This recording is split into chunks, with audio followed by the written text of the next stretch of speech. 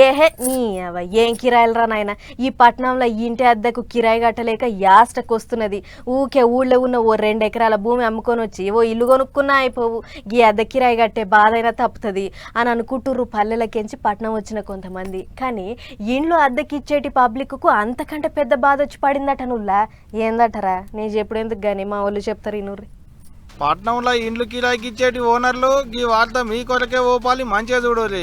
ఇల్లు ఖాళీగుంటేట అద్దెకిస్తే ఓ 10,000 అన్న వస్తాయి, ఇంట్లో ఖర్చులకు అవుతాయి కదా అని ఇంటి ముంగట టూలెట్ బోర్డు పెడుతున్నా అంటే ఇంటిని లూటీ చేసుకున్నట్టే. ఇంటిని అద్దెకి ఇవ్వద్దు అంటలేదు సుమా, వచ్చినోడు మంచోడా దొంగోడా అనేటి అన్ని తెలుసుకొని ఇయ్యి అనేది చెప్పొచ్చేటి ముచ్చట. అవు పట్నంలోకి నడమ కిరాయికి ఇల్లు కావాలని వస్తున్నారట, ఏం తెలియనట్టు కళ్ళబొల్లి మాటలు చెప్తున్నారట. ఇంట్లో పడి ఉన్న కాడికి ఊడి చేసుకుని అవతల పడుతున్నారట.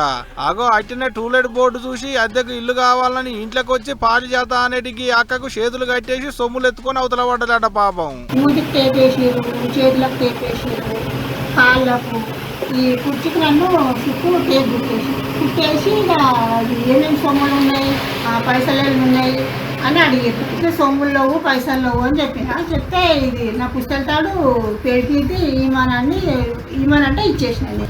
లేకపోతే మీద కత్తి పెట్టిరు. మళ్ళీ ఇక అల్మార్ అంతా జగబెట్టుకొని తీసేసుకున్నాను. పట్నంలో ఉన్న వారాసి గూడలైంది 3 తులాల బంగారం, ఇంట్లో ఉన్న 6,000 రూపాయలు వేసుకుని పోయిలాట. అటు పార్సీ గుట్టలో కూడా అంతే. ఇల్లు అద్దెకు కావాలని వచ్చి ఉన్న కాడికి చదివితే సికింద్రాబాద్ లో ఇంటికి అడ్వాన్స్ ఇస్తానని ఓటీపీ అడిగి సైబర్ దొంగలు ఉన్న కాడికి ఊడిచేసిలాట. గమ్మతేందంటే పట్టబయటిలు మొగోళ్ళు డ్యూటీలకు పోయినాక దొంగలు డ్యూటీలకు ఎక్కుతున్నారు గిట్లా. అంటే ఆడోళ్ళనే టార్గెట్ చేసుకొని వస్తున్నారు అన్నట్టు. ఎడమోపైతారా నాయన మియాస్ వంటి వాళ్ళు. ఇప్పటికే పట్నంలో అద్దెకు కొంపలు దొరుకుతలేవు. బ్యాచిలర్స్ అద్దెకు ఇల్లు కావాలని పోతే ఉగ్రవాదులు చూసినట్టే చూస్తున్నారు. ఇది చాలదన్నట్టు నడుమిట్లా మీరు కొంత మోపాయిలు. నిజంగా ఇల్లు కావాలని పోయేటోళ్ళని కూడా నమ్మేటట్టు లేదు పోండ్రి ఇటువంటి బద్మాషిగాళ్ళు చేయంగా.